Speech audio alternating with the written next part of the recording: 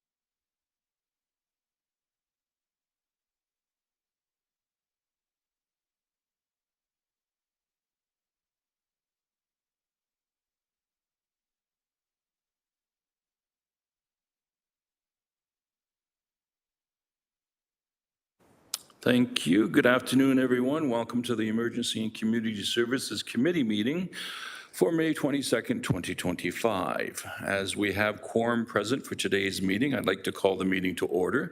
A reminder that all electronic devices are to be switched to a non-audible function during committee meetings, which mine is. Item 3, approval of the agenda. May I have a mover and a seconder to approve the agenda as presented? Moved by Councillor Wang, seconded by Councillor Maureen Wilson. All those in favor? Excellent. That's carried unanimously. Are there any declarations of interest today? Seeing none, we'll move on to item 5.1, which is the approval of the minutes of May 1st, 2025. May I please have a mover and a seconder to adopt the minutes of May 1st, 2025, the meeting of the Emergency and Community Services. Moved by Councillor Wang, seconded by Councillor Kretsch. Is there any discussion on the minutes? Seeing none, we'll move on to item 6.1, which is our delegations for the day. It's James Kemp, respecting report HSC 25012, 2025, the Community Safety and Wellbeing Plan. It's a citywide report, and it's on your agenda as item 8.1. And James is here virtually. Good afternoon, James. Good afternoon, Councillor Clark. Thank you for having us here, or having me here. Pardon me. Thank you for joining us, and whenever you begin your presentation, we'll begin the clock. Thank you very much. Good afternoon, Mr. Chairperson and members of the Emergency and Community Services Committee. Thank you for taking the time to hear from me today. I'm here to speak regarding HSC 25012, the Community Safety and Wellbeing Plan. Specifically, I would like to talk about how persons with disabilities have been largely excluded, with the possible exception of those disabilities that may have been covered under the mental health section. Appendix A of the report has a fancy infographic with some fun facts and the demographics of the city of Hamilton. What it is missing is the 30% of the population that reports having at least one disability. A lot of attention is paid to having a diverse pool of knowledge and lived experience, but not seeking the perspective of persons with disabilities is an oversight. There is mention on the report of it being guided by IDEA, but I do not see the inclusion of accessibility. Persons with disabilities are an equity-deserving group that has issues both in common and at the same time radically separate from other groups. Not seeking our input is omitting a large portion of the population that is affected by the plan. When the lockdowns occurred, decisions were made that directly affected us without our input, and we felt abandoned. In any emergency situation, people with disabilities have unique needs. When dealing with police, we need different treatment and procedures. When being picked up by paramedics, we need to ensure mobility devices, service animals, and dependents are transported and cared for. When there's a fire, we often need special treatment as well. I just read a fascinating report from a colleague on Mississauga Fire Department procedures when evacuating people with various forms of autism. While we may have concerns not mentioned in the report, let's talk for a moment about how they may affect us. Violence is mentioned as a major issue. The City of Hamilton declared intimate partner violence an epidemic and in need of urgent attention. When one partner develops a disability in the relationship, it can create a power imbalance that affects self-worth, forms dependencies, and develops resentments that can turn violent. When the individual eventually seeks shelter, there are fewer options that can see to their needs. There is difficulty in extricating their financial situation on social assistance and through Canada Revenue. And then there is the major issue of what do you do when your caregiver is also your abuser? How do you manage without them? Another example of how our needs differ from others is the popular annual event Supercrawl. While it is very popular and draws many different crowds down to James Street North, it is one of the most inaccessible events to people with many disabilities. The cables and cable cover enclosures zigzagging across the street make travel nearly impossible. The tables and tents often block the curb cuts. The massive crowds in such a tight space make seeing anything nearly impossible while you are constantly running into people that step in front of you without noticing you. I won't even mention the details of people with sensory or social interaction difficulties, as it excludes them too. I raise this point because there's been talk recently of what to do if there's an emergency, like vehicle weaponization at a special event. If a person in a mobility device actually penetrated into the event and there was an incident, they would have no way to evacuate the situation. As this report is about community safety, I thought it important to cite. This is a provincially required report and so is locked into being approved, but between now and the next report in Q2 2026, it is my hope that proper consultation will have been done with the appropriate groups like the ACPD, DJNO, CNIB, CHHA, AHA, and the CMHA, to name a few. That way it can be a more fulsome plan addressing the issues from our particular perspectives. When you achieve accessibility for persons with disabilities, you achieve accessibility for everyone. We are your best tool to succeed in this. Nothing about us without us. Thank you for your time. Thank you, James. Are there any questions from the committee members? Councillor Alex Wilson, please. Apologies, Chair. Are you able to hear me okay? Yes, I can, sir. Please. Through you, thank you, James, for coming. Are you able, within the community safety wellbeing plan, I think, to let me know if you had a preference in terms of how that engagement happened or what format that took? So, for example, I have the context of being a former partial term ACPD member, and I remember one meeting where the emergency plan came forward, and specific targeted feedback was given to the emergency plan in that meeting. Are you able to maybe carve out within the breadth of the plan, and you did in your delegation touch on a couple specific areas, but are there some particular areas or carve-outs that you see as more essential or as particularly leaning themselves towards a targeted outreach, or specific areas that might be important in that consultation should it occur? Could you maybe just help be a little more narrow or specific as to where you think it would be most impactful? Thank you, Councillor Wilson, through you, Chair. That's an excellent question. It's a very wide-ranging plan, and accessibility concerns spread across a wide range. There are definitely areas to highlight, like, for example, violence, as pointed out, but there's housing and homelessness that's also in the plan. There's income support that's also in the plan. There's many issues, and yes, we could apply some sort of priority to some, but there really is a need to cover them all. As far as outreach, in particular, this plan, I'm not sure exactly what I could speak to because of rules of delegations. I can say that we did meet with somebody once publicly. I think I can mention it. You're fine, James. Councillor? Thank you. Through the chair, then maybe just a summary comment from me, and I'll check in through you with the delegate to make sure I heard right, is that really the feedback is, yes, there could be specific areas where there are tangible improvements or tangible rules of consultation. But generally speaking, your request is that there be some more holistic consultation around accessibility and disability, like at the holistic level or the lens level, or however we maybe want to talk about that, but from the bigger approach rather than a specific plan or a specific outcome. More the general comment is what you want to take away. James? Through you, Chair. Yes, I agree that we can target certain areas, but also to take a larger approach as well. Thank you. Those were my questions. Thank you very much. Thank you, Councillor. No further speakers. So, Councillor Wang, if you can take the chair just for a second. So in hearing from the delegate and Councillor Alex Wilson's questions, does staff have any comments as to how we can help rectify this situation for the next plan, which I think is annual? Is it not an annual plan? Through the chair, Jessica Chase, Director of Children's and Community Services. So it isn't an annual plan. This is the first time we've updated it since the original plan, which was about 4 years ago, but we do report back to council on an annual basis with the plan. As the delegate mentioned, the team did meet with the committee, the Accessibility for Persons with Disabilities Committee. The survey was shared with them. However, we do recognize that there are certainly opportunities for further engagement and consultation going forward. We would be happy to work with the delegate and with the committee to engage in further consultation as we move into the implementation phase, as well as connect in with some of the organizations that the delegate mentioned as well. Vice Chair, if I am to interpret that, what you're saying is while the plan may not be able to be changed, we can address the issue while we implement the plan. Is that what I'm hearing? Yes, that's correct. Okay, I think that makes sense. So you don't need direction for that, right? No, I don't believe we need direction for that. I think we can embed that into our ongoing consultation through the implementation phase. Thank you very much. Those are all my questions. I'll take the chair back. Any further questions from anyone else? Seeing none, thank you, James, as always. Very helpful.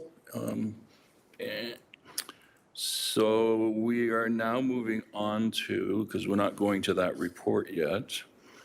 Item 7, oh, no, I need to receive the delegation. Mover and seconder to receive the delegation. I haven't chaired in a while. Councillor Cameron Kretsch and Councillor Wang, please. All those in favor? And that's unanimous. Thank you very much. We're now moving on to item 7.1, HSC 25019, Hamilton Fire Department, the 2024 Annual Report. I'd like to call upon Chief Cunliffe, the Hamilton Fire Department, to begin his presentation.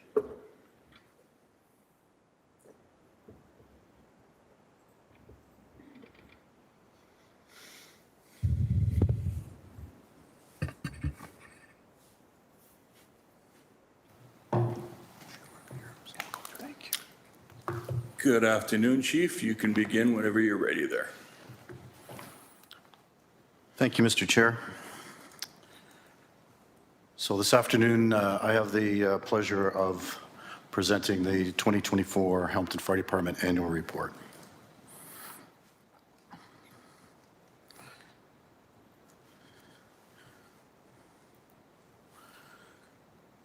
So the Hamilton Fire Department provides fire protection and rescue services to our residents within the city boundaries. The department is made up of 7 divisions: fire prevention, emergency management, training, fire dispatch, mechanical logistics and stores, firefighting operations for both full-time and volunteer, and the leadership team. On the screen, you'll see there's 3 levels of delivery for emergency response. The first one is full-time in the urban areas, which is designated by the purple color. The second is composite, which is both full-time and volunteer firefighters in the suburban areas, which is represented by the green area, and volunteer response in the rural areas, which is represented by the beige color. The annual report will highlight the wide range of individual services that the Hamilton Fire Department provides. I'd like to start off by thanking all the members of the Hamilton Fire Department for their efforts in navigating the impacts of the cyber incident. Whether it was maintaining emergency response and service delivery, continuing to complete many initiatives, or overseeing the activation of the city's Emergency Operations Center, everybody stepped up and did a tremendous job. The impacts of the cyber incident meant implementing many workarounds, from manual processes and the use of SharePoint to figuring out how to operate without the availability of records, data, and reports. The fire at the YMCA on July 22nd was one of the most significant structure fires the department responded to in 2024. Firefighters rescued and or assisted a total of 24 residents from the building. 5 of those residents were rescued from windows via aerial ladders. In total, 173 residents were displaced. With a coordinated effort between emergency management, fire prevention, the Red Cross, Emergency and Social Services, Housing Services, Public Health, City Facilities, Corporate Security, and the YMCA, an emergency evacuation shelter was established in the 2 gyms for the displaced residents. In March, with this committee and council's approval, the department implemented a new spot buy process that enabled staff to purchase 4 firefighting apparatus directly from dealer lots, significantly reducing the cost and delivery time. In November, the Hamilton Fire Department hosted Fire Service Women Ontario annual training symposium that saw over 200 women involved in the fire service attend.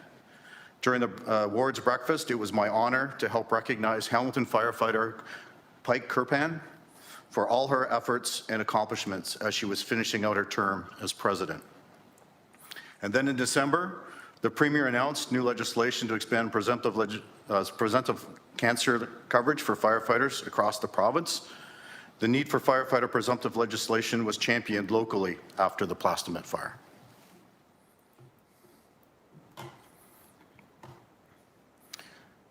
So some key performance metrics. In 2024, the fire department responded to 40,529 emergency incidents, which is a 48% increase from 2023. Our training division facilitated training sessions resulting in 517 national Fire Protection Association and NFPA certifications, which is now mandated provincially. The Spot Buy program, which I mentioned previously, saved the city $1.8 million. The activation of the Emergency Operations Center lasted for 309 days during 2024. We received $55,000 in kind donations through partnerships and community safety initiatives that helped us to purchase and provide smoke alarms and carbon monoxide alarms, as well as do fire safety education to the residents of the city. Our fire prevention inspectors completed over 2,376 fire prevention inspections in 2024. We received and responded to over 300 plus media inquiries. And our emergency management program provided 11 training sessions that had 138 participants, helping folks understand and learn the emergency management system. We participated in a total of 364 events, educating and assisting the community in fire prevention and public safety, with a focus on smoke alarms.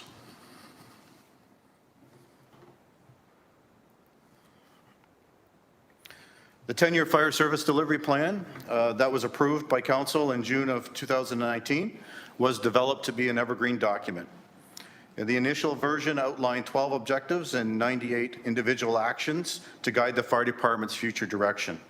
Significant progress has been made despite major challenges, including the pandemic and most recently the cyber incident. As of the end of 2024, 45% of the action items have been completed and 34% were in progress. This represents 79% of the original 98 individual actions that are either completed or in progress.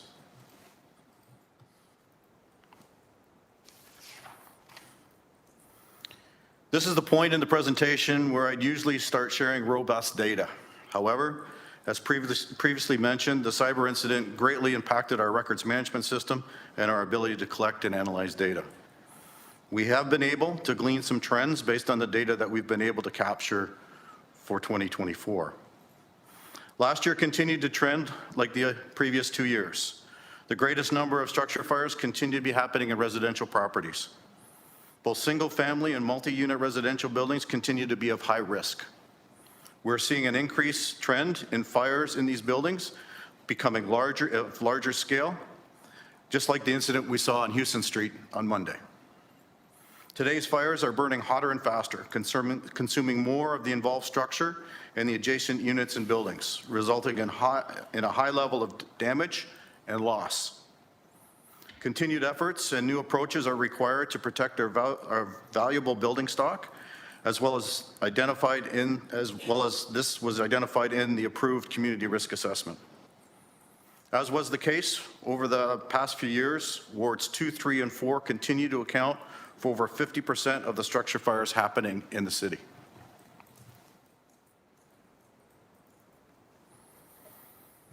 With the approval and assistance of the Emergency Operations Center, a new vendor, First Due, was secured at the end of Q4 in 2024 to provide the fire department with a new records management system.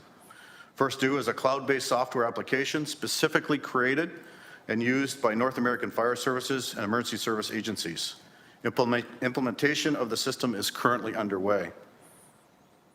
Staff continue to make great progress on the mandated implementation of NG 911 in 2024. This included the installation of new NG 911 data lines into both primary and backup public safety answering point centers, the signing of a partnership agreement with St. Catharines Fire to serve as the backup public safety answering point for 911 calls, the installation of the new call handling system equipment in the public safety answering point centers to support the switch to enhance NG 911 service. And I'm pleased to announce that we're looking to do the cutover to the new NG 911 system at early next month.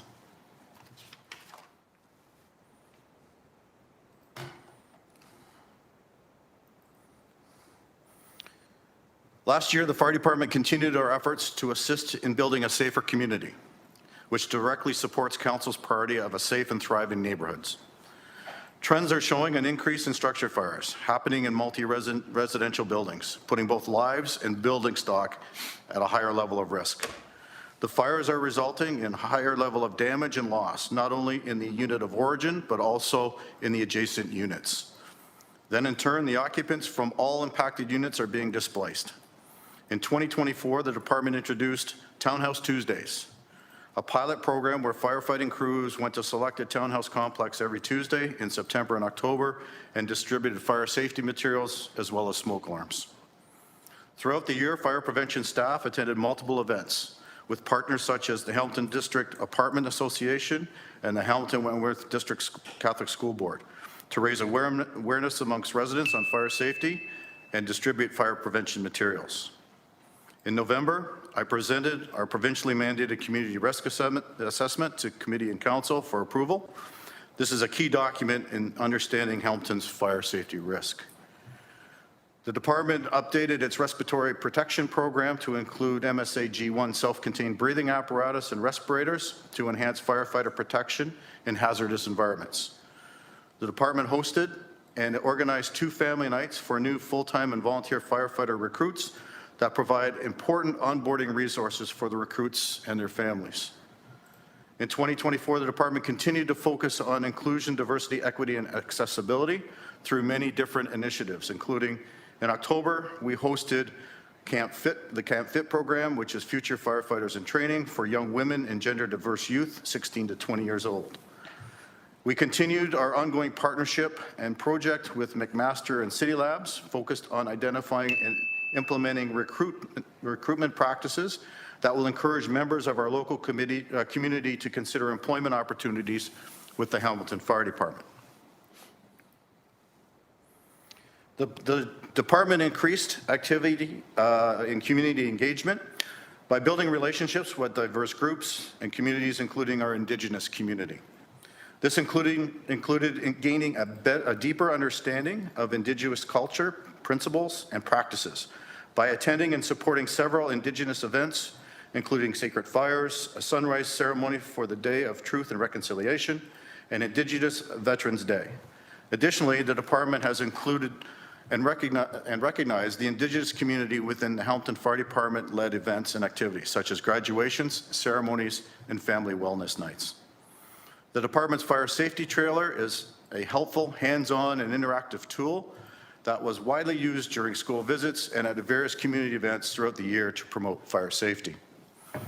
In addition to overseeing the EOC's Emergency Operations Center's response to the cyber incident, Emergency Management provided education at 9 events assisting seniors, youth, the Red Cross, and Indigenous groups. Emergency Management staff also participated in several community-partnered preparedness exercises, including the Hamilton Airport, McMaster University, and the Hamilton Health Sciences. In October, the department brought back our Thanksgiving Day Monday open house at all fire station locations. It was a tremendous success with a large community turnout. Non-perishable food items were collected and donated to local food banks. In November, we launched a new Hamilton Fire Department Incidents Dashboard, providing residents with timely information on active incidents that the fire department is responding to across the city.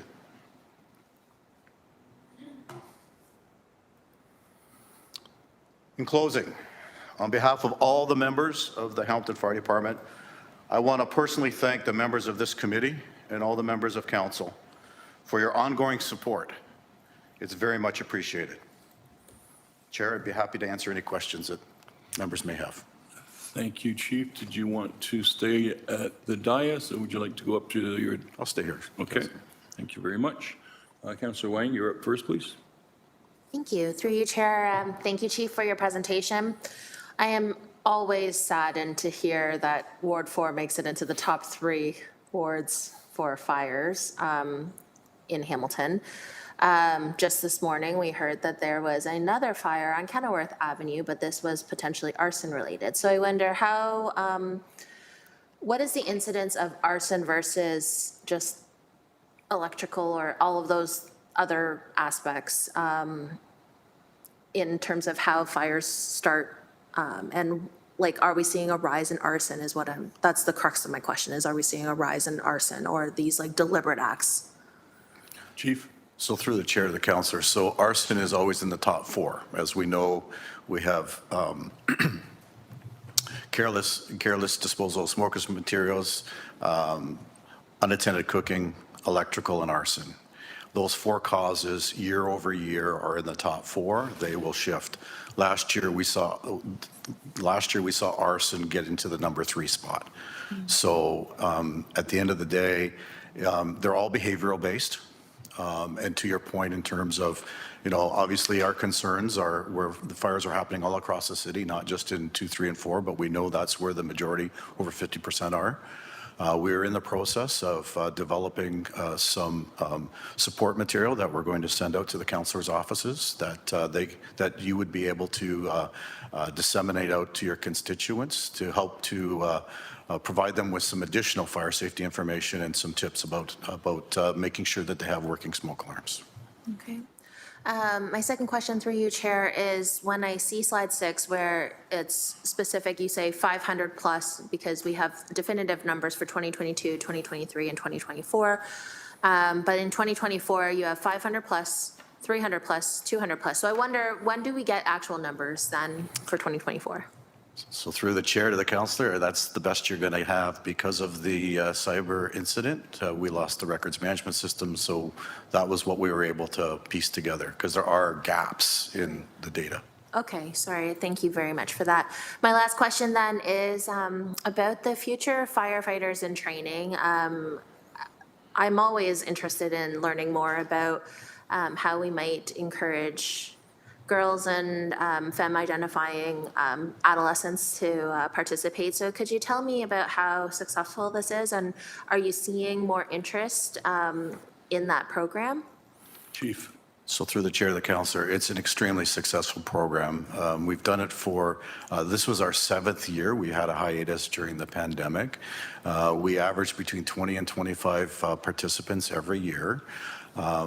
It is truly amazing to watch when they come on a Friday morning, and then when we put them in a little graduation ceremony on the Sunday in front of their family and friends. We put them through a number of evolutions, including high angle, where they have an opportunity to go off on a high angle evolution from the 4-story building inside the training facility. And for many of them, they don't think they can do it, but we help them to go through it, and we really help them to be able to overcome some of that fear, to see that they really can do things that they couldn't. So it's a bit of a life lesson as well.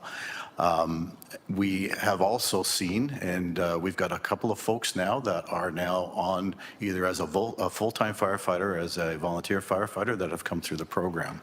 So it's working. And they're also, that's just not in Hamilton, but they're in other centers as well. Oh, great. Thank you very much. Those are all my questions, Chair. Thank you. The next speaker would be Councillor Kretsch, please. Thank you. So my question is specifically with respect to the impacts of fires, especially the fires we're seeing in Ward 2. I can speak to more specifically. I've been on scene for a couple. I've seen some of the impacts of others. And what usually is happening in a dense urban area like Ward 2 is high-rise fires are more common. Sometimes these fires can be very devastating. They can have impacts to people who don't have other resources. We know that we're in a situation right now where housing and homelessness is a big consideration, and people are kind of teetering on the brink of being able to find options. And we can refer people to housing services at times, and they can sometimes help. What seems like we do, though, is we go to the Red Cross, and we ask the Red Cross to intervene to assist. The Red Cross is kind of a period of time that they interact and help with, and then after that, people are pretty much on their own. I don't know what other municipalities do, so I was wondering if you had a sense, because I wonder if there are any other programs or services you're aware of otherwise, or if there can be something we develop internally over a course of years to fill some gaps in here in situations where vulnerable residents who may not have access to insurance programs, especially those who are tenants, Chief. Might be able to help. Yeah. So through the chair to the councillor, so I'm not aware in terms of the programs that social services or housing and other municipalities would be providing to folks post the assistance through the Red Cross. I know that emergency social services and housing services are having conversations about what that might look like relative, and I think part of that has been prompted by an email, by some correspondence, Councillor, that you've put forward. So I know that those types of conversations and that work is being started to see if there's something that can be done to further support folks that are impacted by fires post the help provided by the Red Cross. Councillor? Thanks. And through the chair, I think my question for you about that is, I presume that what you think would be, this is largely a financial constraint or financial concern. So individuals need a bit of financial support sometimes to bridge a gap. It might sometimes be to buy clothes temporarily. It might be to secure temporary lodging facilities. But it seems like if I understand it correctly, right, there's a financial gap somewhere here, and that's the issue, is that the Red Cross can provide help, but it doesn't have unlimited finances, so it has to stop at some point. And then, of course, there's a gap there with respect to being able to provide that funding. I'm asking because as these conversations develop, I might be able to try and steer them in a direction that makes some sense. Chief, you want to start? And then I know Grace Mader wants to comment. Thank you, Mr. Chair. So just for clarification to the councillor, we have a contract with the Red Cross that provides support to folks for up to 72 hours, and that's contractual, and that's standard across the province. So in terms of what would take place after that would then be something that discussion, conversation with city staff to see if there's something that can carry on after that.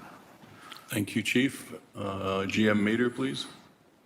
Good afternoon, through the chair, Grace Mader, General Manager, Healthy and Safe Communities. So just to pick up on where the chief left off, is that the Emergency Social Services Plan that the City of Hamilton that we organized and we support. We have representatives from across the corporation in social services for childcare, housing, Ontario Works, that sit on a committee that would respond to those situations. We have in the past, and there's many examples of it, that once the period of time that the Red Cross is responsible for, that the city has stepped in, we've helped out with housing and hotels, or if we've been able to look at some open space in City Housing Hamilton locations at times. So we try and tap into whatever we can. We do know that there's sometimes that there are those individuals that may fall between the gaps because there might not have been a full-scale response, and that they kind of fend for themselves for a little while. But we do want to look at how we can ensure that everyone is aware of what that process looks like and what supports are available. And Councillor, we are looking at setting up a meeting with you about this. Thank you. Councillor Crouch, back to you. Thanks. Yeah, because I see so much here in terms of an increase or a high proportion of number of fires in Ward 2, 3, and 4, especially in Ward 2. I'm concerned about this as a trend going forward. And so I really appreciate that information and definitely have a meeting about it, because I think sometimes it is about a gap, right? So what happens is that as one group hands off the responsibility to the next group, I'm not sure the individuals always know what the next step is. So that's what happens from my perspective a lot. And we get tons of contact from people saying, well, what's next? What can I do next? And what can happen next? And so maybe closing those gaps will help with this. Anyways, look forward to chatting about this offline. Just wanted to raise it publicly so people knew that there was some awareness around it, and then we're working to find a solution. Thank you, Councillor. Is there anyone else on the committee that has questions for the chief?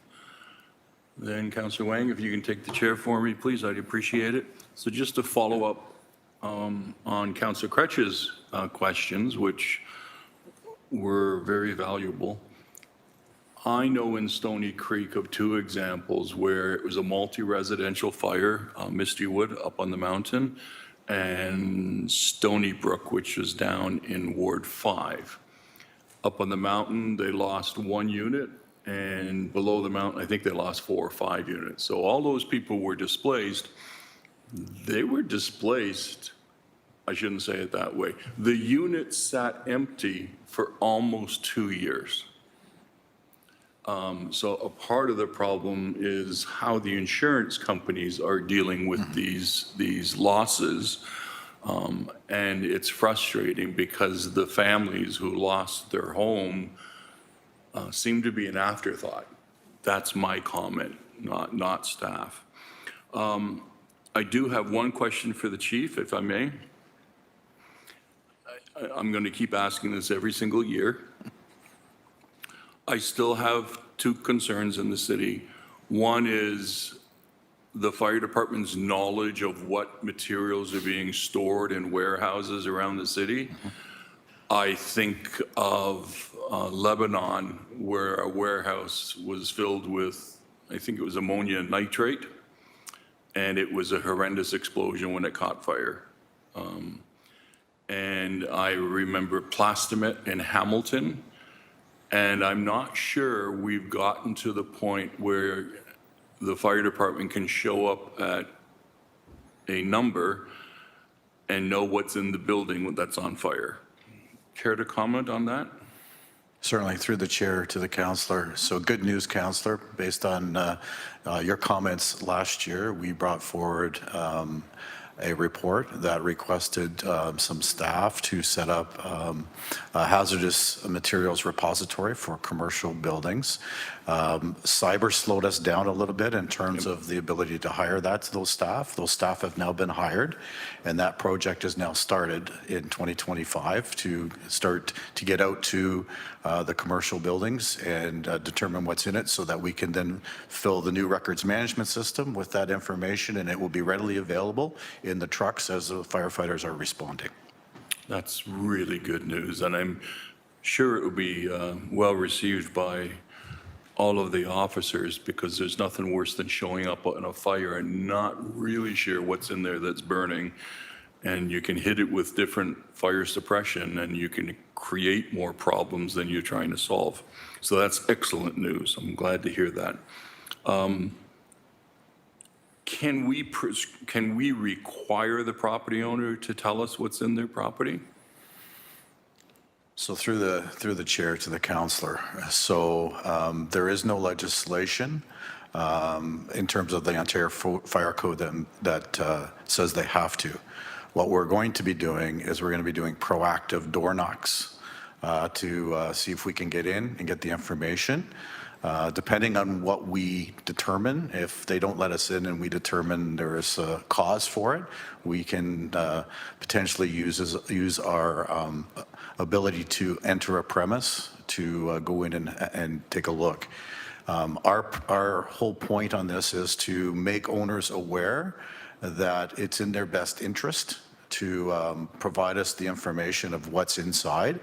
If there is proprietary, we need to make sure they understand that it's not going to be used anywhere else but for us.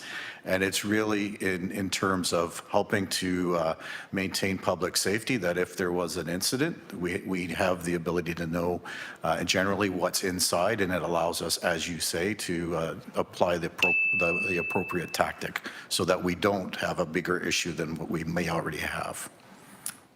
I'm going to ask that you consider that, since the province doesn't require notification, that we look at a bylaw in Hamilton that would give you some additional help in requiring that they notify you what's in their buildings.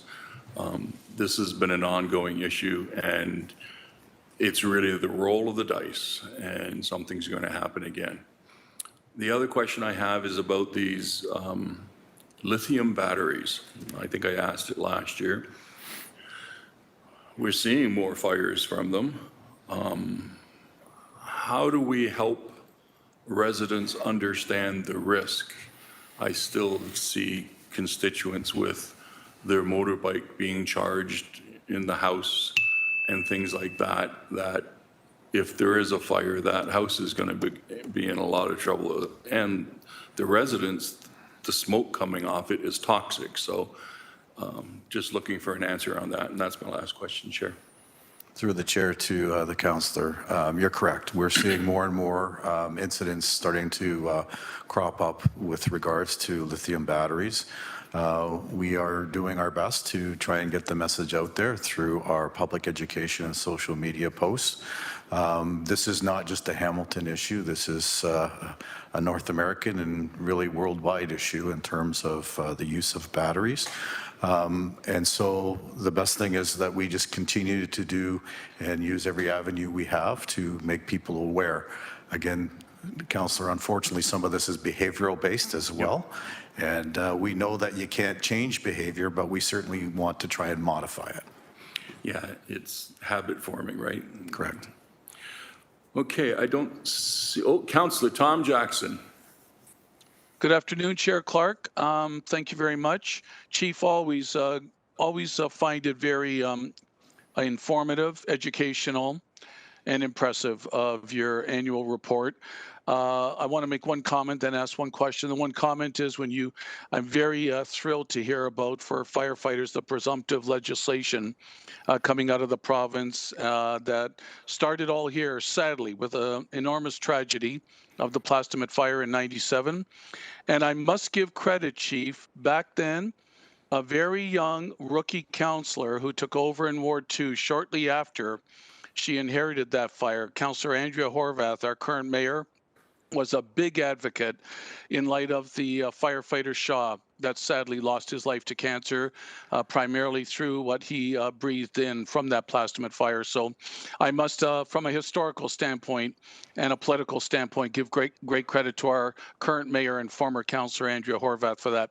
Chief, my question is, many years ago, I think there was a healthy competition between EMS and fire in terms of attending sites, and maybe some overlap that occurred. But I have noticed over the last number of years a tremendous greater amount of collaboration and cooperation between our two outstanding departments of the fire department that you oversee with your leadership and the EMS paramedics as well. Maybe you could just walk us through a sample example of where there's a situation of distress of some kind where both departments might show up, but the necessity of the talents and experience from both paramedics and firefighters. And I've just really noticed in a positive way the greater collaboration occurring. That's my question through you, Chair Clark, please, if the chief gets the gist of what I'm asking. Chief? So through the chair to Councillor. So absolutely, under the tiered response agreement that we have here in the city between Hamilton Paramedic Service and Hamilton Fire Department, the fire department responds in tandem with the paramedics to life-threatening situations, one of which would be a vital signs absent call. And one of the things that our firefighters are trained and possess the necessary equipment that if and when we get there first, our firefighters automatically will assess the patient and then start CPR and then what we call defib protocol. We have our defibrillators. And so that they can start to try and regain a heartbeat and vitals for the individual. And we do that until the paramedics arrive. When the paramedics arrive, we continue to assist because when you have a vital signs absent patient, there's many job functions that need to be done. So in tandem, the firefighters and the paramedics continue to work on the patient. And then if the patient is in a state that can be transported to the hospital, we then have a firefighter get in the back of the ambulance and continue to assist paramedics on that response to the hospital for the in-hospital care. Chief, outstanding. I'm very pleased and proud to hear that collaboration and cooperation. And again, to you and your department, the 800 firefighters and President Rob D'Amico and Local 288, keep up the great work. Thank you, Chair Clark. Thank you, Councillor. Are there any further speakers on the matter? Chief, thank you for your presentation and your report today. I need a mover and a seconder to put both the receipt of the presentation and the receipt of the report on the floor. Moved by Councillor Maureen Wilson, seconded by Councillor Tom Jackson. And we need to take one vote to receive the presentation and the report electronically. Correct, Jessica? No? I'm getting used to this new system. All those in favor, hands up. Unanimous. Thank you. Item 8.1, HSC 24025B, Canada-wide Early Learning and Childcare, the 2025 and 2026 Childcare Space Allocation Update and the 2025 funding changes. I'd like to call upon Jessica Chase, the Director of Healthy and Safe Communities, Children and Community Services, now that's a long title, to review or to provide an overview of this report. Jessica, please. Thank you. Through the chair. So this report provides a update on the implementation of the Canada-wide Early Learning and Childcare Agreement at the local level here in Hamilton. And there are two main goals with the Canada-wide Early Learning and Childcare Agreement, which we often shorten to CWELC. The first is about reducing the cost of childcare for families, and I'm pleased to share that the cost of childcare has now been reduced to $22 a day, of which in Hamilton is saving families on average over $10,000 per year per child. The second component and goal of the agreement is about increasing access, as we know that the demand for childcare far exceeds the number of spaces that are available. And in this case, the province, the Ministry of Education sets both the targets for each individual service system manager and the associated funding. At the end of March, the province completed a recalibration exercise where they looked at the existing spaces and the allocations. And as a result of that recalibration exercise, Hamilton's targets were reduced by 289 spaces, which resulted in a loss of $2.7 million. I will note that these are targets. These are not spaces that are already open that would be looking to close, but it is a reduction in the expansion targets that the city has. Our original targets, just for context, were approximately a little over 1,600 between 2022 to 2026. And I do just want to bring to Council's attention that there was a revision made to this report quite recently, which has been updated. There was an outdated chart that was in the original report, which we have since updated. So you will see a revised report now posted. And I apologize for that revision. We have also in this report highlighted some new funding that the Ministry of Education is providing to service system managers. And in the case of Hamilton, there's a recommendation that Council accept the new infrastructure funding of $1.6 million, which would help to support building new childcare spaces. So while we were pleased to see this new investment in childcare, unfortunately, given the loss of funding, this is still a net loss in childcare funding in the community. And as I mentioned before, we know that the demand for childcare continues to outweigh the number of spaces that are available in Hamilton and right across the province. And we are continuing to engage in conversations with the Ministry of Education and advocate for additional spaces and the associated funding to be able to meet those demands through avenues such as AMO and our provincial association, OMSA, the Ontario Municipal Social Services Agencies. I'd be happy to take any questions. Thank you. Councillors, any questions? Councillor Wang, please. Thank you. Through you, Chair, I did hear that this is a net loss of targeted spaces of 2-point-something million. But what does that really translate practically? Are we losing actual spaces based on this, the fact that that target has now shifted and moved? Director. Through the chair. So it is not actual spaces that are open and operational that we would be losing. What it means is that we have a more limited ability to be able to expand more aggressively to be able to meet those needs. So we still have expansion targets that are set each year, and we're still working. We have a directed growth application where interested childcare operators can apply to expand or open new childcare centers. But that target space has been reduced from what it once was. Councillor. Okay, so I get that. I'm just still trying to wrap my head around the practical elements of this. So we do know that there is still a need in the community. We do know that there are spaces that are coming online. I think I just need to definitively understand this reduction in the target is going to still allow us to go forward. Sorry, just please help me understand this. Jessica, please. Through the chair. So what that may mean in practical terms is we're accepting applications right now from operators that are interested in expanding childcare. If we hit that target and exhaust that funding, we may then get to a point where we need to close that application window earlier. Okay. So just reading some of this report that we still have 54,000 people on the wait list, is that correct? Through the chair. So there are 54,000 people. However, I will caution around that number because The way it works in terms of childcare waitlist is each individual operator maintains their own childcare waitlist. And what we know anecdotally from families is that, particularly given the demand for childcare, many families opt to put their name on multiple wait lists. So those are not unique families. We don't have unique families, but it certainly gives you a sense of the demand that we're facing. But we know that that is an overinflated number because many families would be on multiple wait lists. Councillor? Last question then. Do we have a sense as to what is the real or ideal sort of situation? How many people are actually on a wait list? I know you just said it's inflated, but do we have a sense of that? Through the chair. So we don't have a centralized wait list that would give us that number. However, the one figure I would share that I think is helpful is the province has set a target of having enough childcare spaces across the province for 37% of the child population.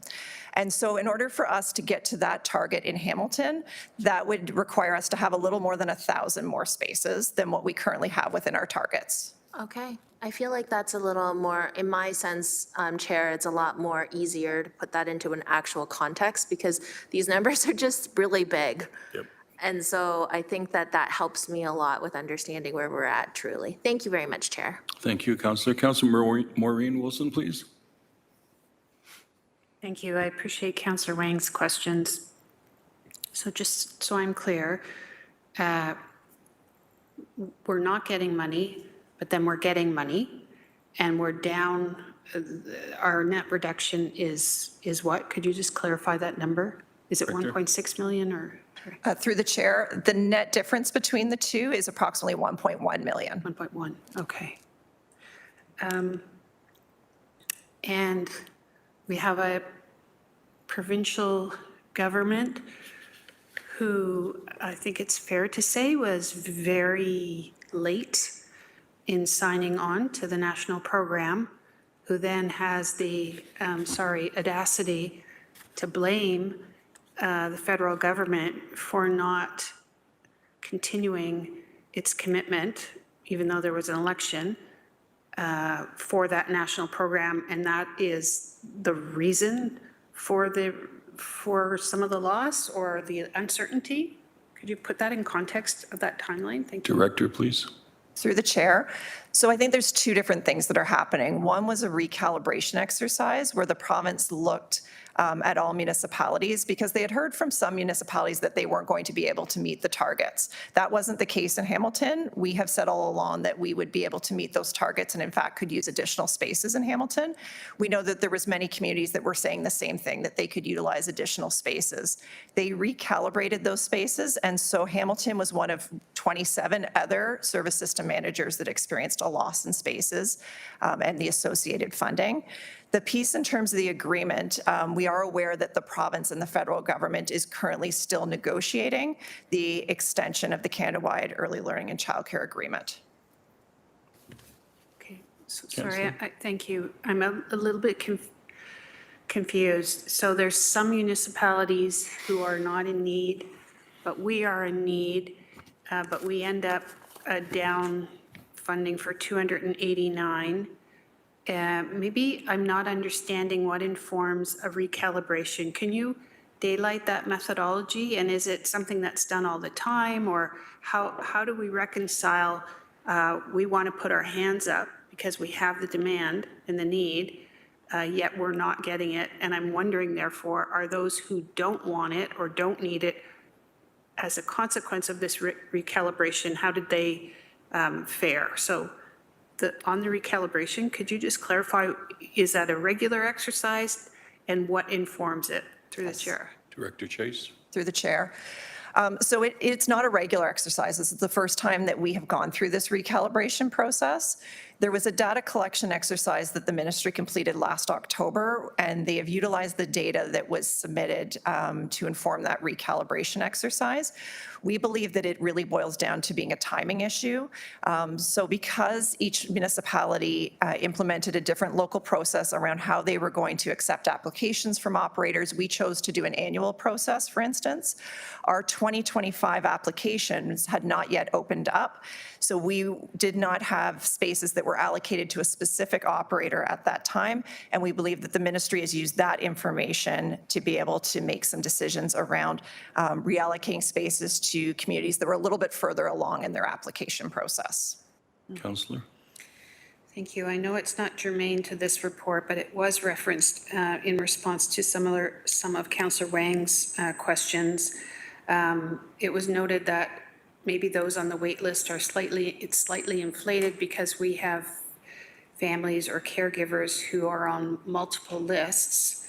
To me, that's an expression of a huge problem because we have caregivers who are just trying to get childcare, and they're having to go to different providers.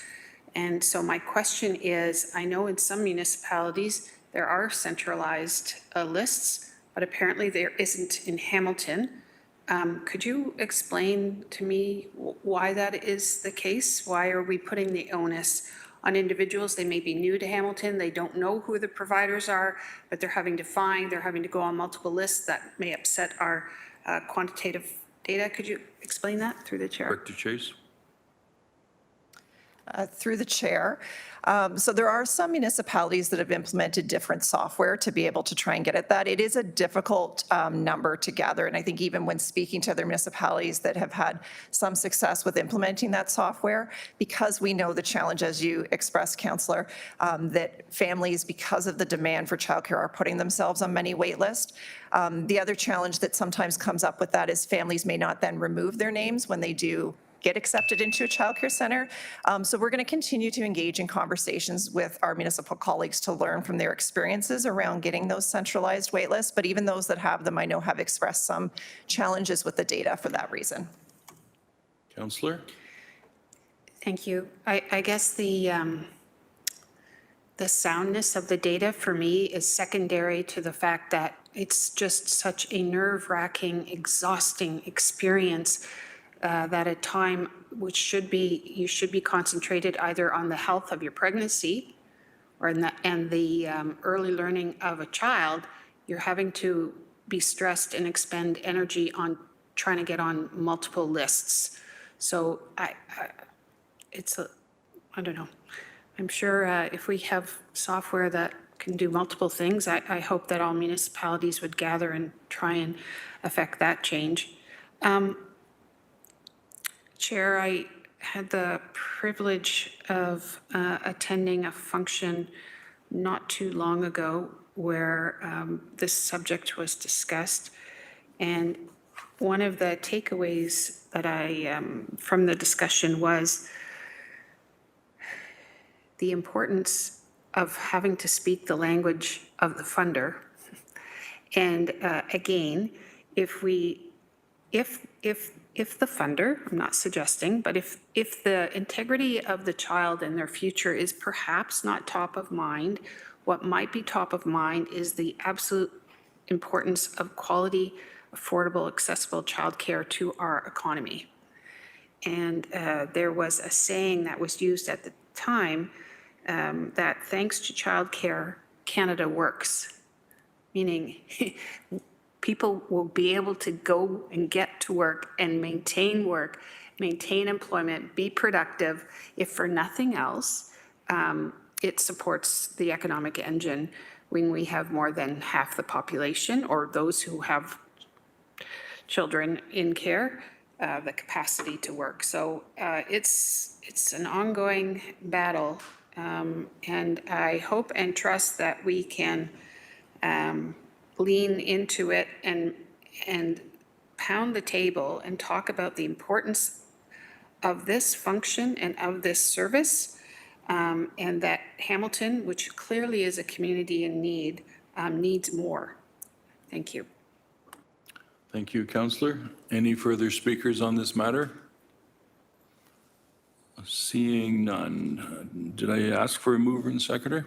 We have a mover and seconder to put the report on the floor, moved by Councillor Wang, seconded by Councillor Maureen Wilson. And we need an electronic vote on this one.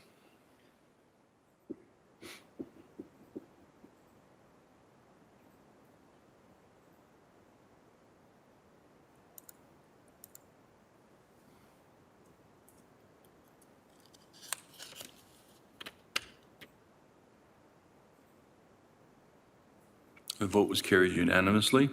We will now receive the correspondence on item 8.1 respecting the Canada-wide Learning and Childcare 2025-2026 Childcare Space Allegation Update and the 2025 funding changes. You can't get titles any bigger than that, can you? There should be an award from Judith Bishop on behalf of the Hamilton Child Care Advocates, and Judith is always on the ball helping us out that way. Move and seconded to receive the correspondence, please. Moved by Councillor Maureen Wilson, seconded by Councillor Wang. Any discussion? Seeing none, all those in favor? And that's carried. Item 8.2 on our agenda is the 2025 Community Safety and Wellbeing Plan citywide. I'd like to call upon Jessica Chase, the Director of Healthy and Safe Communities, Children's and Community Services, who will introduce today's speakers. Thank you, through the chair. Is that on a card? It would need to be a big card. It's a big card. It's a long title.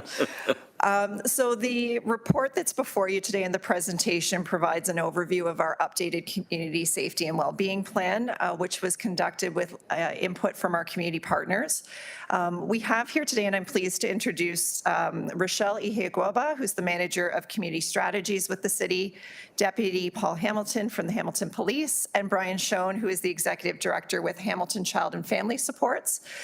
They are all key members, and two of them are co-chairs, in fact, of our Systems Advisory and Leadership Team, which is a committee that guides the work of the Community Safety and Wellbeing Plan.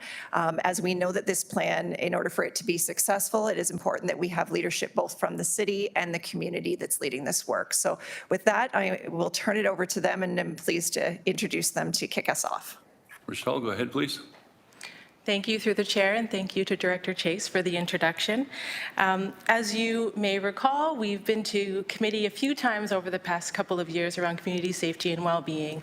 CSWB is how we often refer to it. It is a proactive, balanced, community-driven approach to tackling some of our city's biggest social challenges.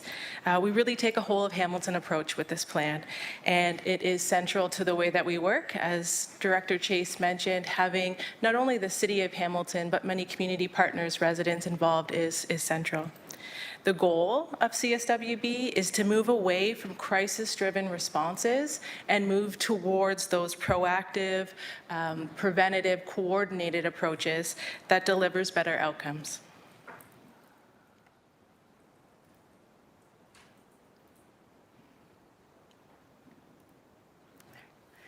Before you today is the 2025 to 2029 plan. You may recall in June of 2021 was the first plan that Hamilton put together and council approved. We were advised to revise that plan. And so today we have that before you. We are seeking approval on that plan as well as direction to submit the plan to the Ministry of Solicitor General by July 1st to meet our legislative requirements, and that staff be directed to report back on the progress of the CSWB plan in Q2 of next year and then annually thereafter. There's two areas that I would like to highlight in terms of the community safety and well-being and how it's positioned.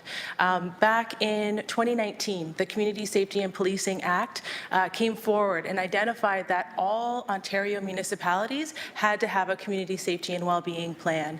And so from that point forward, we started developing our advisory committee, which in Hamilton is referred to as the System Advisory Leadership Table. Our acronym is SALT. So you'll hear us refer to that group, and Paul will speak to that group in a minute. They guide the plan in terms of how we move forward, and certainly this revised plan as well. We must also identify priority risks as part of this plan and how the city might tackle those risks.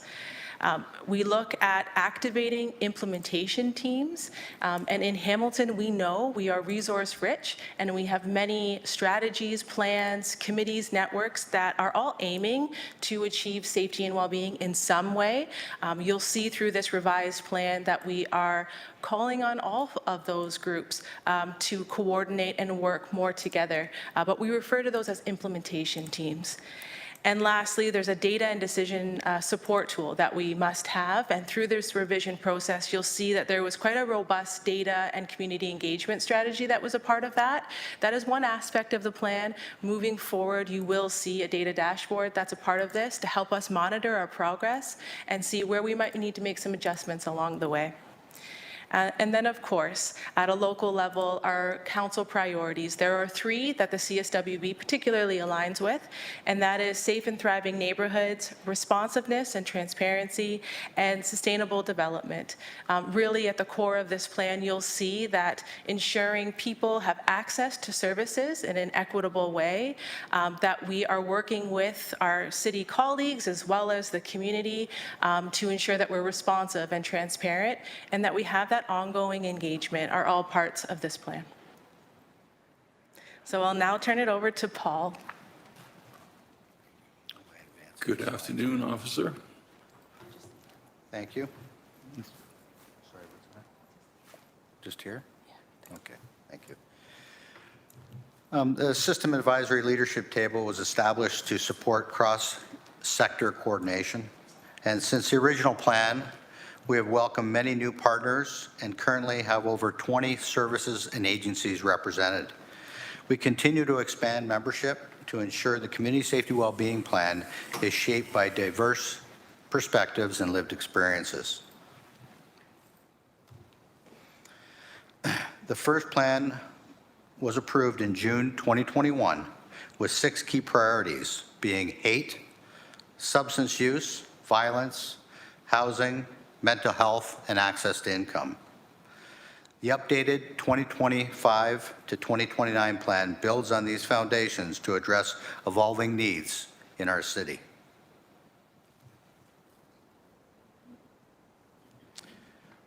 Key accomplishments: enhancing the community safety and well-being governance. We expanded the advisory committee by 60%, bringing in broader representation. Indigenous leadership and participation have also been strengthened across our governance table. Our Hamilton Cares table, with 20 partners and 130 trained professionals, Hamilton Care holds weekly case discussions to coordinate support for our at-risk youth.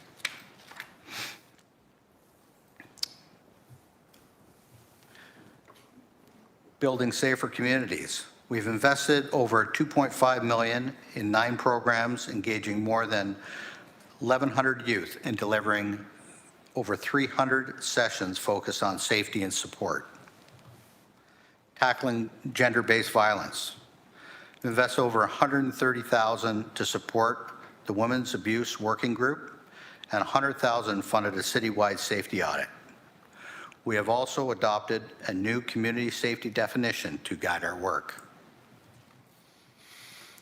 Confronting hate with action. We've launched WeSupportHamilton.ca as a central platform for anti-hate resources. The Hamilton for All campaign continues to build awareness alongside new tools like the Anti-Hate Toolkit and Belonging Pledge. Leading mental health and crisis response. A full service review was completed to assess gaps in crisis response.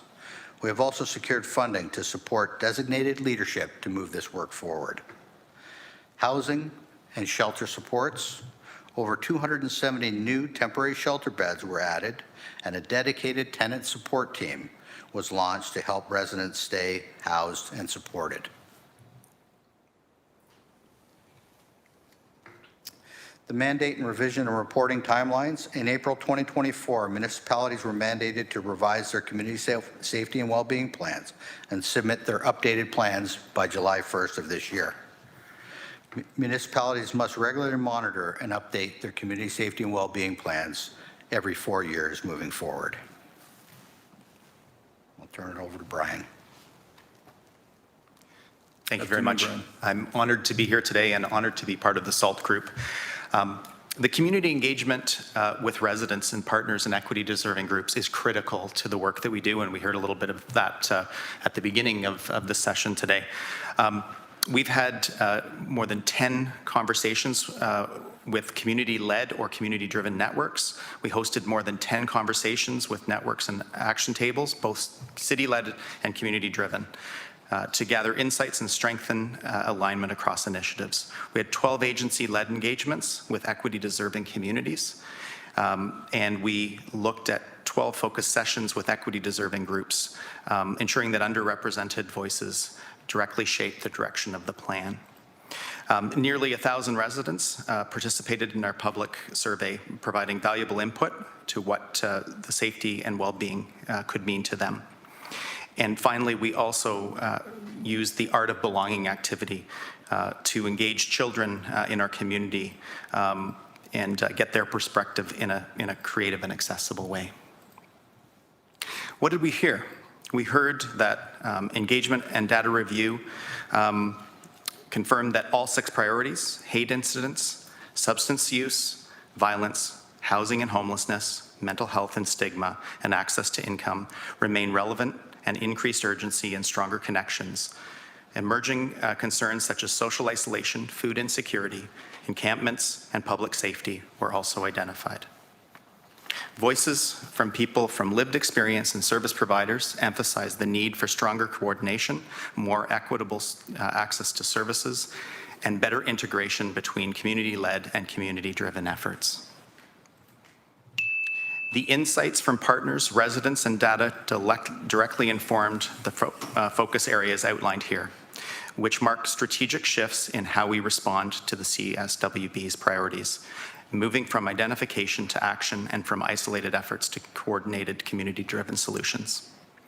We need to look at our system capacity, strengthening alignment within the City of Hamilton and across community-led strategies to improve coordination, reduce duplication, and mobilize shared resources more effectively. We need equitable access and availability to services, reducing barriers to critical services such as housing, food insecurity, mental health support, and crisis intervention. We need community safety, addressing issues related to violence, discrimination, and social cohesion to foster inclusive, safe, and public spaces. We have a number of guiding principles that we used, and it's really important that we get those voices heard and that we include them in decision-making. The first is truth and reconciliation. And we're committed to advancing reconciliation by centering Indigenous leadership, knowledge, and self-determination in how we work. Diversity, equity, and inclusion and accessibility are foundational. Our approach must remove... Order, please.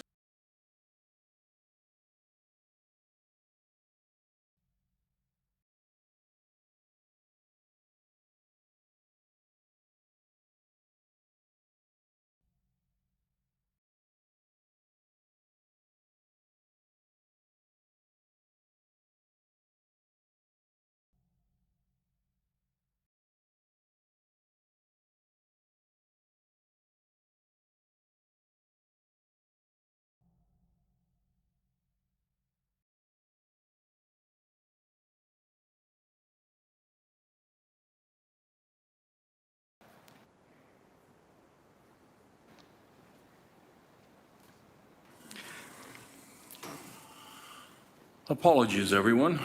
Please continue. Thank you, Chair. Our approach must remove barriers and actively include all voices, especially those most impacted by systemic inequalities. Community engagement helped to shape this feedback and the community in which we rely. Meaningful engagement is a core practice, not a one-time step. And so continued inclusion and continued feedback is something that is going to continue as we continue to move forward in this project. Data and evaluations, decisions must be informed by data and lived experience. We're committed to tracking progress and adjusting based on what works. With sustainability, we're focused on long-term impact, building solutions that can be maintained and strengthened over time. And finally, system collaboration. No one sector can do this alone. Collaboration across our city, departments, community agencies, and residents is incredibly important for the success of this project moving forward.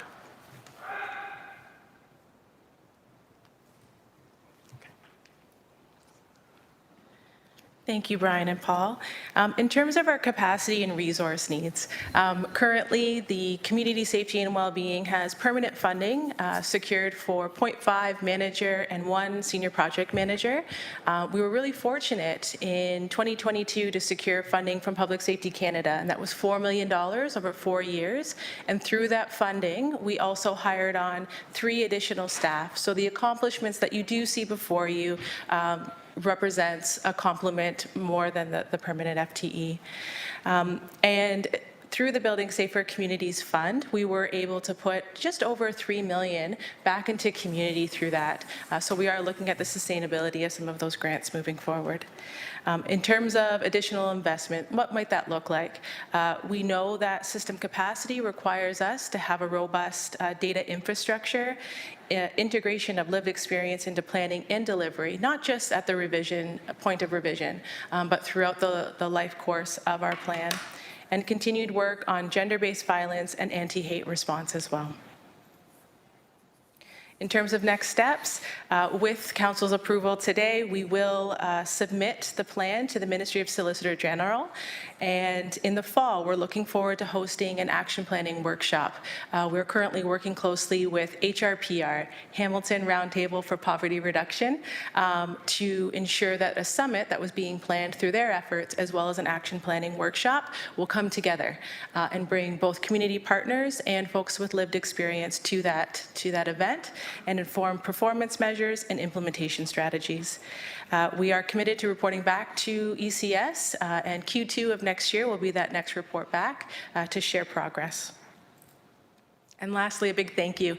A thank you to our community partners, co-chair, SALT members for being so dedicated to this work. We meet quite frequently these days, and they always put their best foot forward to residents who shared their lived experience. Your input, your leadership are a part of this plan, and we look forward to working together to continue to implement it. So big thank you. Anything else? We're good? Okay. So questions from councillors. Councillor Wang? Yes, thank you. Through you, Chair, thank you for the presentation, Manager Rochelle. I try really hard to always say your last name. I know how to spell it. I'm just really sorry that I keep messing it up. But anyway, Rochelle, just a question on the capacity and resource needs, because I really thank you on adding those additional bits of information about the Building Safer Communities Fund. That fund ends in March of 2026, is that correct? That is correct. So, and then if I look at your timeline, you're going to submit a report by this July to the ministry, which is not the same ministry that provided us these funds, is that correct? That is correct. Through the chair, yes. Okay, so then help me understand, us submitting this plan has no direct bearing on if we're going to re-up on any type of funding from the public services? Is that it? Correct. Through the chair, you are correct, Councillor, that the Building Safer Communities Fund is provided by the federal government, Public Safety Canada. That ends March of 2026. This report and our legislation is at the provincial level, and so we'll submit that into the Ministry of Solicitor General. SolGen is how we often refer to them. There is a lot of advocacy happening across municipalities to seek funding to support the work of the CSWBs. So there's a lot of those conversations and working with government relations to do that, but there is no funding at this point for the plan itself. Okay. Councillor? So then through you, Chair, just a question then. Because of this odd timing, the fact that we have to submit something to the province, our funding ends next year, will you give us a sense as to what this looks like if we were to continue with this planning? So what does funding look like to maintain current status quo? Is there a report coming back at some point? Rochelle? Through the chair, the additional staffing resources that we were able to acquire with the temporary funding, that includes a senior project manager and 2 project managers. They are focused on the system capacity components of the next steps, as well as equitable access. So building the data infrastructure and having some supports like a situation table, that's primarily funded through the Building Safer Communities Fund. So we will have to make decisions in terms of how we move forward from our team, but we are working closely across the City of Hamilton as well to understand how do we leverage the strategies that exist and the resourcing that is available there. Something like data and the infrastructure that needs to be created to show the progress of CSWB is something that we do believe if we work across the city to retrieve that data, we could do that very soon. But we're having those conversations in terms of what existing resources are available to be leveraged. Councillor? Chair, where I'm trying to really wrap my head around this is that it took us $4 million to get here to where we are today. The funding elapses next year. The ask is very different because the ask now is about data and the ask is about service coordination. So I'm trying to understand, is that the same price tag? So if we know that it was a $4 million price tag to get us to this point today, what does the level up opportunity look like here? Speaking from the gamer sort of perspective, I want to understand, what does that next level look like? How much is that going to cost? Because I get that data is so critical and important in all of that service coordination. I just don't understand how, like, what does that next level look like and how much is that going to cost? And I'd like to understand when will that come in front of this council? Rochelle? Through the chair, excellent questions and details that we certainly have and can provide to you. I would say that we'll take that back and we'll look at those detailed information so that we can provide you with a list of things that would be included that we're currently doing and things that might need to shift if we were to change the way that we're offering service. Okay. My last question then, again, it comes back to timing, is when will we see this? Because as much as you said that the next steps are to report back to ECS by Q2 of 2026, which is after the deadline or after the funding elapses from the federal funding grant. So is there a check-in point that's before that, especially maybe if we need to know how much this might actually cost us in time for budget season? I just struggle with the timing here. This is where I'm just like, I don't know when we're gonna get these report backs, and if there is an ask, I'd really like to understand what the ask is before budget is. But I wonder if I should direct that to Director Chase then. Whose budget? Our budget? Ooh.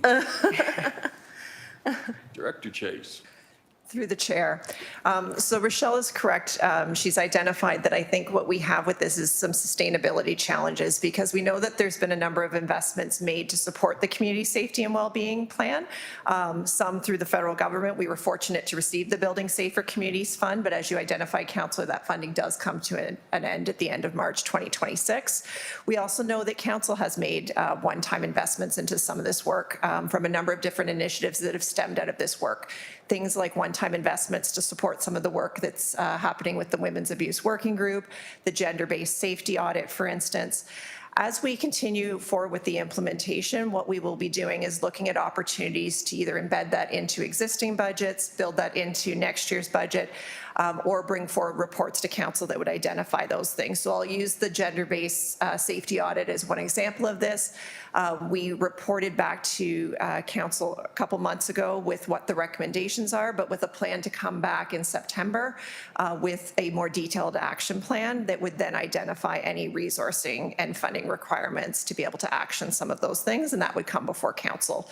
So with those various initiatives, I think there will be opportunities for us to identify those things. The other piece too that we will continue to do is engage with other municipal colleagues and our government relations colleagues around advocacy efforts, whether that's through AMO or FCM, to continue to identify the funding needs. I see GM Mater also wants to tap in. Does she now? Through the chair to the councillor, it's also important to remember too that so much of the work that is attached to the community safety and well-being is across the corporation and across the community, and it's about leveraging those efforts all the way along. For example, a lot of the work that's outlined here on housing is already those efforts that this council supports. So it's all of those things go into play on this. It's not just this team that has that responsibility. We have collectively have that responsibility. Thank you. Councillor, So just follow a up? point of clarification, then in September, when we get that sort of like updated, we'll include some of this to essentially help draw a line between where we are currently and where we need to be later. I just want to make sure that that's very clear, that we're going to see something prior to our budget deliberations as a council. Through the chair, yes, that's correct. And as GM Maynard mentioned as well, it is the responsibility of the corporation. So the gender-based safety audits will be one opportunity, but certainly we'll be working with other divisions and departments to flush that out further. Thank you. Those are all my questions. Thank you, Councillor. Councillor Maureen Wilson, please. Thank you. Thank you to the entire team and for your collective leadership. I am just an administrative question. It's provincially mandated, but we're in receipt only thus far of federal government funding. Is that correct? Through the chair. Through the chair, that is correct.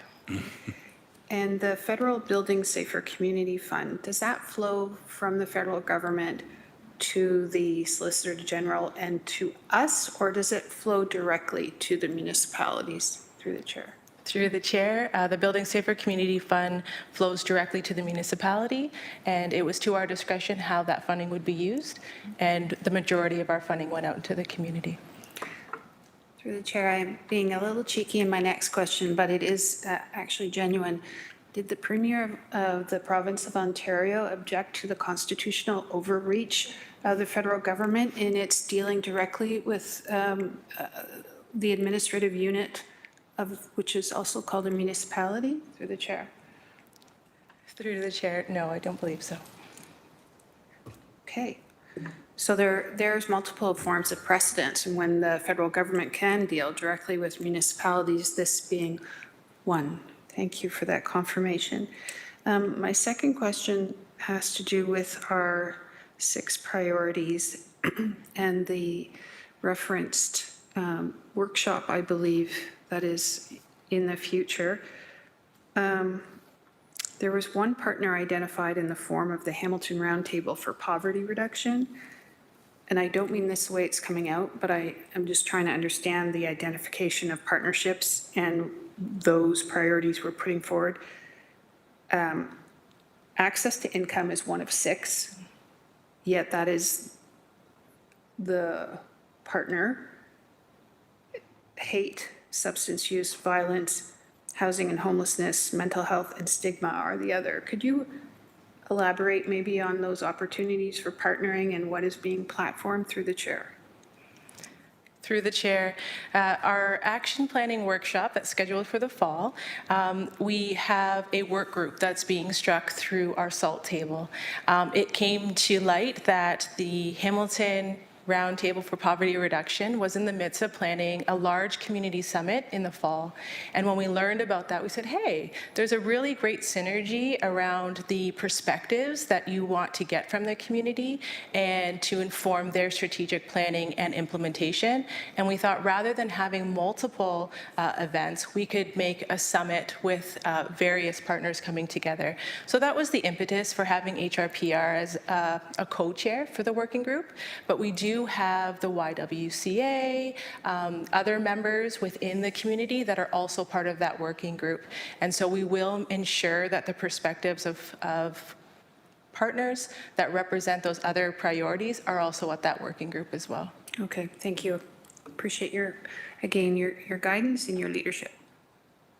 Thank you. Are there any other speakers from the committee? Seeing not, Councillor Wang, if you don't mind taking the chair for a second. Just a couple of quick questions here. And I'm glad Councillor Maureen Wilson pegged on those issues directly. specifically about constitutionality, it's pretty clear Canada can do a lot with municipalities if they so desire. I'm struggling to understand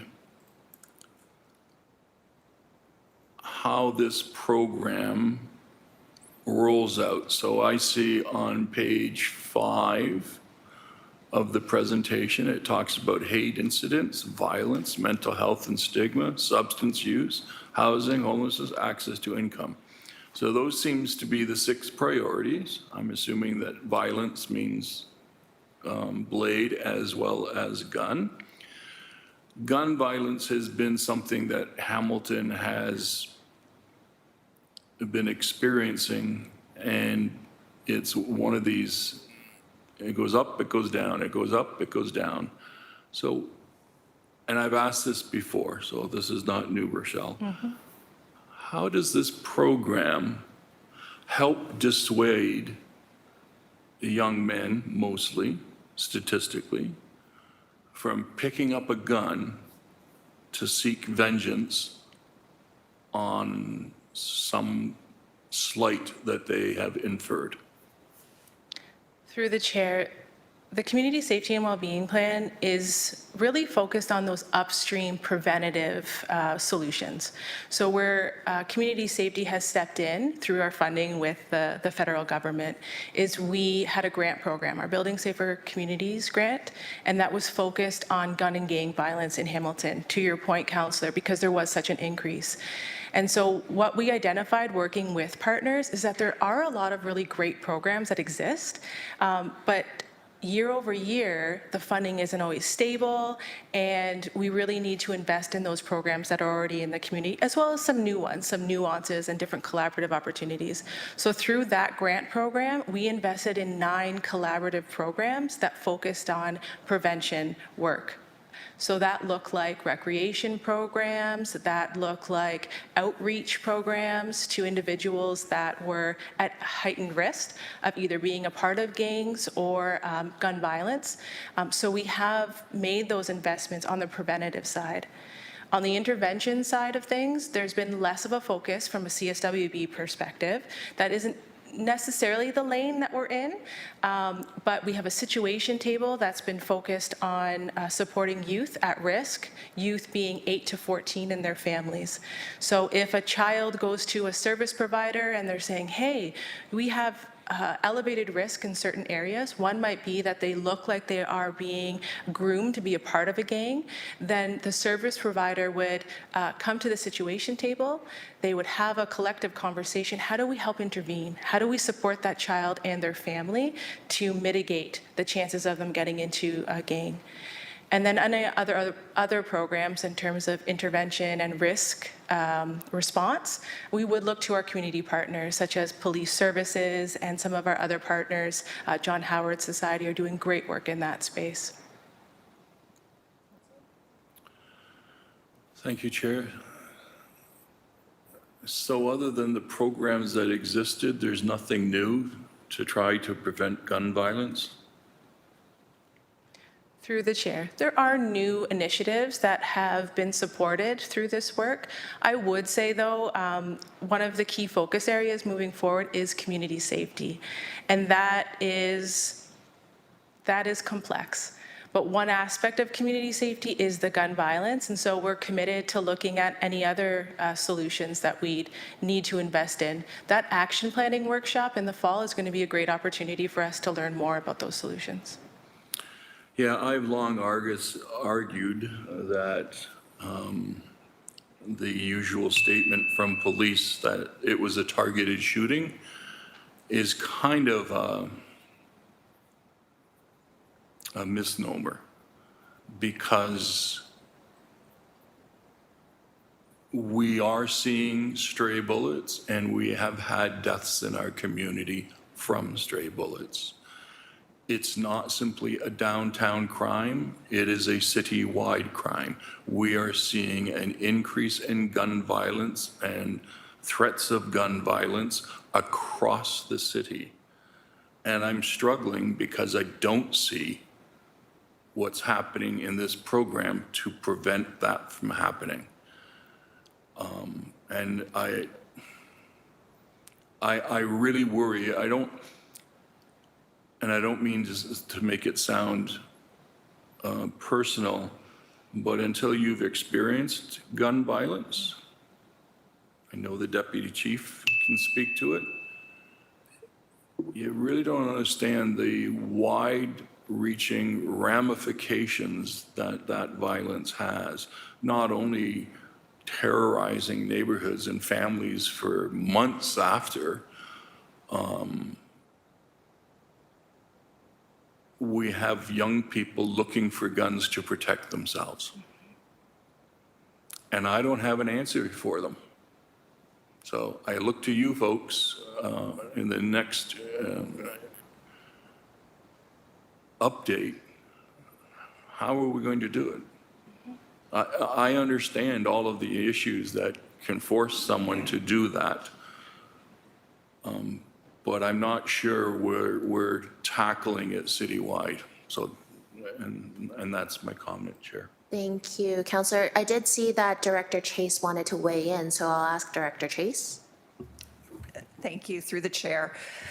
So I just wanted to add on to what Rochelle was sharing. So one point of clarification I wanted to offer is that the Community Safety and Wellbeing Plan is a strategy. It's not a specific program. And where we actually see opportunities with this is to either leverage existing programs and to create and build new initiatives. And we've seen a number of examples of that. So because we were able to receive that Building Safer Community funds, for instance, $2.5 million was invested in 9 different programs that were specifically targeting the prevention of guns and gang violence. And those were either new programs or expansions of programs that existed within the community. As well as Rochelle was mentioning, we have our situation table, which does bring together various community partners to wrap around youth that may be at elevated risk. But really, the Community Safety and Wellbeing Plan is the strategy. It's an opportunity for us to better coordinate, to break down silos and barriers that may exist between different sectors. And then there's various programs or initiatives that are tied to community safety and well-being. So can I ask where those 9 programs that you spoke about operate?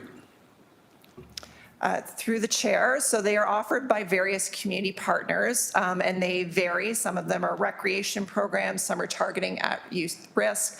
I may turn that over to Rochelle, who can give some specific examples of some of the agencies and the types of programs that I'm referring to. Rochelle? Through the chair, off the top of my head, a few of the service providers that we funded, Empowerment Squared, Wesley Urban Ministries, BGC Hamilton, lots of programs or service providers that have a lot of experience and relationships with youth and their families in our community. There are, as Director Chase mentioned, 9 programs, and I would say half of those were collaborative, so it was more than 2 organizations coming together to offer a different program. My question was how many are operating downtown?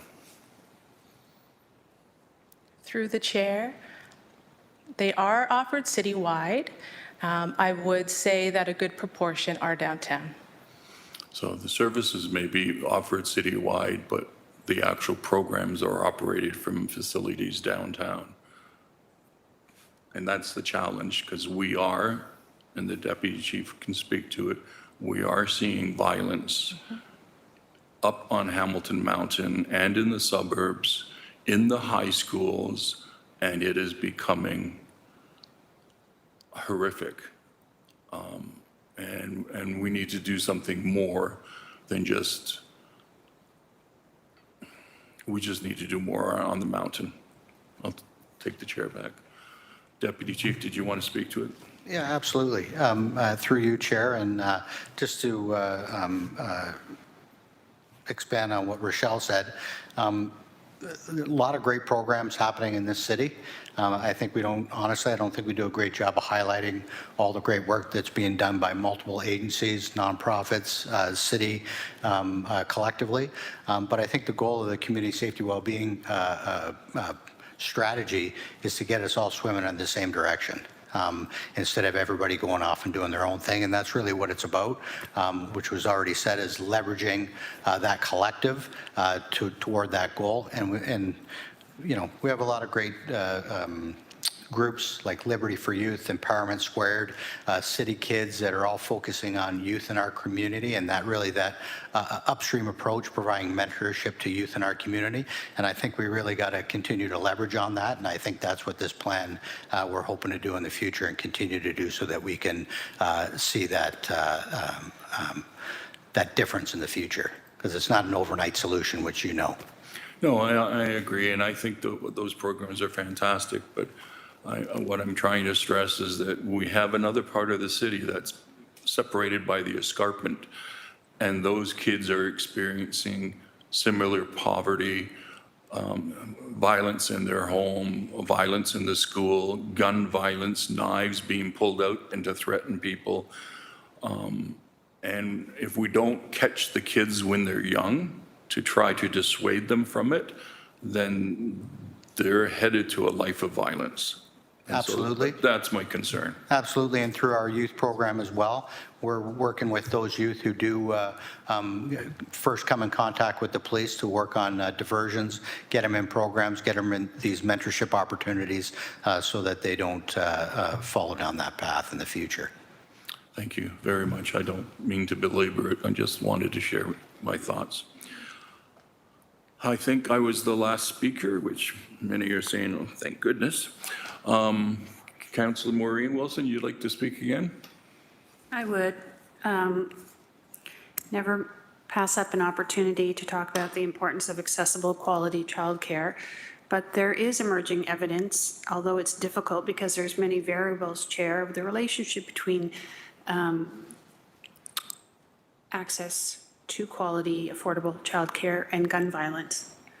And those families who have that access and enjoy that privilege at this time, there's a longitudinal study in Chicago, I believe, clearly shows the outcome, that it has an impact. So again, if for no other reason than speaking to maybe the self-interest of governments who maybe respond to different themes or outputs, you know, if we're serious, and I believe we are, about violence, about hate, about substance, about gun violence, then we have to look to those core issues, and that is investing in children. Thank you. Thank you very much for that comment, and very valid. Thank you. Okay, anything further? We're good? Okay, so I need to, did I have a mover seconder? So I need a mover and seconder to put both the receipt of the presentation and receipt of the report on the floor. Moved by Councillor Wang, seconded by Councillor Jackson. Any further discussion or questions? Seeing not, all those in favor? Oh, it's an electronic vote, sorry. My fault, guys.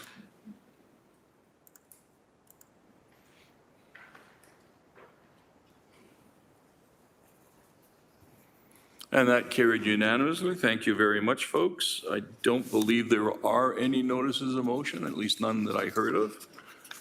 And we have no motions before us, Jessica.